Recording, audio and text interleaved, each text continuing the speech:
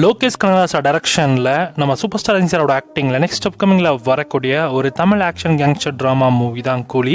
எந்த படத்தோட ட்ரெய்லர் கட்டை இப்போ அஃபிஷியலாக லான்ச் பண்ணியிருக்காங்க. ட்ரெய்லர் பார்க்க எப்படி இருக்குன்னு இப்போ நம்ம பார்த்துடலாம். ஃபர்ஸ்ட் ஆஃப் ஆல் இந்த படத்தோட ட்ரெய்லர் எனக்கு ஓகேவான ஃபீலை தான் கொடுத்துச்சு. ஸோ ஃபர்ஸ்ட் டைம் இந்த படத்தோட ட்ரெய்லர் பார்க்குறப்ப என்னடா ட்ரெய்லர் இது சுமாராக இருக்கே அப்படின்ற மாதிரியான ஃபீல் கொடுத்துச்சு. அண்ட் ட்ரெய்லரில் காமிச்சிருக்க ஒவ்வொரு கேரக்டருக்கான ஸ்டோரி என்னவா இருக்குன்றதை நம்மளால் புரிஞ்சுக்கிறதுக்கு அவங்க டைமே கொடுக்கல. டக்குன்னு அந்த ஒவ்வொரு கட்டாக எடிட் பண்ணி பயங்கரமாக பண்ணியிருந்தாங்க. ஸோ அது கொஞ்சம் அண்டர்ஸ்டாண்ட் பண்ணிக்க ரொம்ப கஷ்டப்பட்டேன். ஸோ நிறைய வாட்டி இந்த படத்தோட ட்ரெய்லர் பார்த்தேன். கிட்டத்தட்ட ஒரு 1 hour இதுக்கு டைம் ஸ்பெண்ட் பண்ணியிருப்பேன். ஸோ அதுக்கப்புறமா தெலுங்கு ட்ரெய்லருமே பார்த்தேன், ஹிந்தி ட்ரெய்லருமே பார்த்தேன். ஸோ அதில் ஹிந்தி ட்ரெய்லரில் மட்டும் நான் நோட் பண்ண விஷயம் என்னென்னா, காளி வெங்கட்டோட வாய்ஸ் ஓவரில் இந்த டைலாக் வருது. எனக்கு என்னமோ இந்த நெட்வொர்க்னால மட்டும் இவங்க பெரிய ஆளான மாதிரி தெரியல அப்படின்ற மாதிரி சொல்லி முடிச்சிருப்பாரு.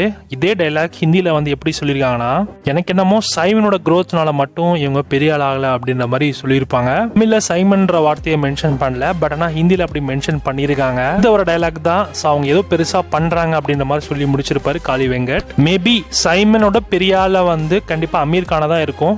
தஹா அப்படின்ற ஒரு கேரக்டரில் தான் அவர் பிளே பண்ணியிருக்காரு. அவருக்கு ஸ்க்ரீன் டைம் ரொம்ப கம்மி, சும்மா ஜஸ்ட் லைக் கேமியோ மாதிரி வந்துட்டு போவார்.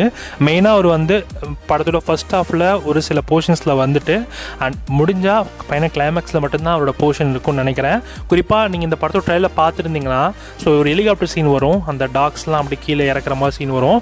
ஸோ அந்த டாக்ஸ்லாம் எப்போயுமே அமீர் கானுடைய அந்த கேங் கூட இருக்கிற மாதிரியான ஒரு சில ஷார்ட்ஸில் வச்சு பார்க்குறப்ப தெரியுது.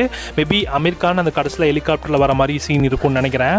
அண்ட் நாகார்ஜுனா, ஷோபன் ஷாகிர் இவங்க 2 பேரும் ஹார்பரில் ஏதோ இல்லீகலாக ஏதோ ஸ்மக்லிங் பண்ணிட்டு இருக்காங்க ரொம்ப வருஷமாவே. வெறும் கோல்ட் ஸ்மக்லிங் மட்டும் இல்லாமல் அதையும் தாண்டி வேற ஏதோ ஒரு விஷயம் அவங்க பண்ணிட்டு இருக்காங்க ரொம்ப இல்லீகலா அப்படின்ற மாதிரியும் நமக்கு போர்ட்ரேட் பண்றாங்க.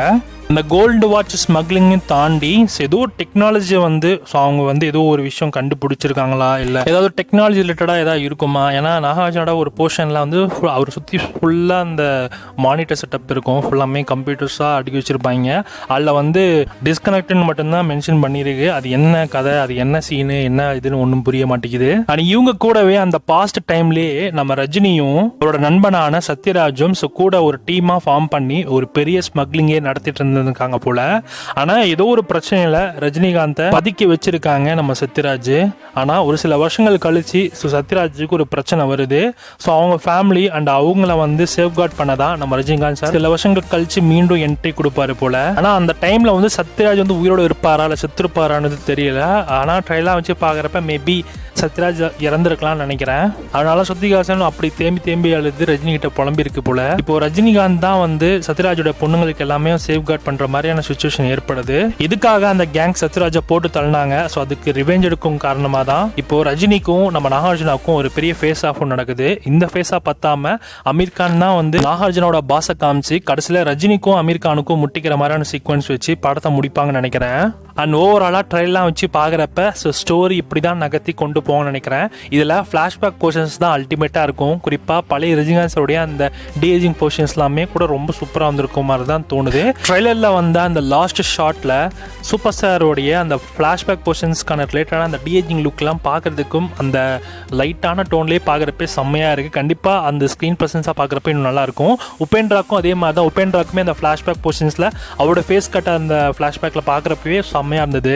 உபேந்திரா சார் பொறுத்த வரைக்கும் அவருடைய அந்த கதாபாத்திரம் கண்டிப்பா சூப்பர் ஸ்டாரோட கதாபாத்திரத்து கூட தான் எப்பவுமே கூட இருக்கிற மாதிரியும் இருக்கும்னு நினைக்கிறேன். பட் இது ஷோர் கட்டா தெரியல. பட் ஆனா படம் பாக்குறப்ப தெரியும் மேபி ஸ்கிரீன் பிளே சேஞ்சஸ் இருக்கலாம். ஆனா ட்ரெய்லர்லாம் விஷுவலா பாக்குறப்ப நமக்கு ஸ்டோரி இப்படிதான் டிராவல் பண்ணி கொண்டு போவாங்களோ அப்படின்ற மாதிரி தான் தோணுது. ஸோ உங்களுக்கு எப்படி தோணுது அப்படின்றத மறக்காம கமெண்ட்ல சொல்லுங்க. அண்ட் இந்த படத்துல மெயினா சொல்லக்கூடிய விஷயம் என்னன்னா, கண்டிப்பா அணியோட பேக்ரவுண்ட் ஸ்கோர் வழக்கமா எல்லா படத்துலயுமே அந்த ட்ரெய்லர் கட் வந்துச்சுன்னா கண்டிப்பா பிஜிஎம் எல்லாம் அப்படியே ஒரு மாதிரி ஃபாஸ்டா அதே சமயத்துல ரொம்ப வைலண்டா இருக்கும். ஆனா இந்த படத்துல அவரோட பிஜிஎம் ரொம்ப சைலண்டா, ஸோ தேவையான இடத்துல கொஞ்சம் பீக் ஏற்றி சில இடத்துல அவரோட ஓன் வாய்ஸ்லேயே கொடுத்த ஐடியா ரொம்ப நல்லா இருந்தது. பெரிய பெரிய ஸ்டார் காஸ்ட் அந்த படத்தில் வேற நடிக்கிறாங்க. ஸோ எல்லாத்துக்குமே ஈக்குவலான வெயிட்டேஜ் கொடுத்து அவங்களுக்கான போர்ஷன்ஸ் எல்லாமே நீட்டாக கட் பண்ணி எடிட் பண்ணி சூப்பராக ரெடி பண்ணி ரிலீஸ் பண்ணியிருக்காங்க. பேக்ரவுண்ட் ஸ்கோர் லவுடாக இல்லாமல் சைலண்டாக இருந்ததா நிறைய பேர் அணியோட ஃபேன்ஸோட வருத்தமாக இருக்கும்னு நினைக்கிறேன். ஸோ அதனால தான் ட்ரெய்லர் எல்லாருக்குமே பார்த்த உடனே ஓகேவான ஒரு ஃபீலை கொடுத்துச்சு. எனக்குமே அப்படிதான் இருந்தது. பட் ஆனால் ரிப்பீட்டட் மோட்ல இந்த படத்தோட ட்ரெய்லர் நம்ம கேட்டே இருந்தோம்னா தான். ஸோ கண்டிப்பாக அணியோடைய அந்த பேக்ரவுண்ட் ஸ்கோரை லைக் பண்ணுவீங்க. எனக்குமே இப்போ கொஞ்சம் லைட்டாக பிடிக்க ஆரம்பிக்குது. மேபி இன்னும் ஒரு 10 வாட்டி பார்த்தோம்னா ஃபுல்லாக பிடிச்சிரும்னு நினைக்கிறேன். ஸோ படத்துக்கு இன்னுமே நான் பயங்கரமாக ஹைப் ஆகிடுவேன். ஸோ வெயிட் பண்ணி பார்க்கலாம். அஃப்கோர்ஸ் நம்ம லோகி சொன்ன விஷயங்கள் இந்த படத்தோட ட்ரைலர் பார்க்குறப்பே தெரியுது. எமோஷனலையும் தாண்டி ஸோ நிறைய அந்த ஆக்ஷன் பேக் சீக்வன்ஸ் வெறித்தனமாக சம்பவம் பண்ண போகுது. நான் அதனுடைய அந்த ஆக்ஷன் பொசிஷனுக்கு தான் நான் பயங்கரமாக வெயிட் பண்ணிருக்கேன்.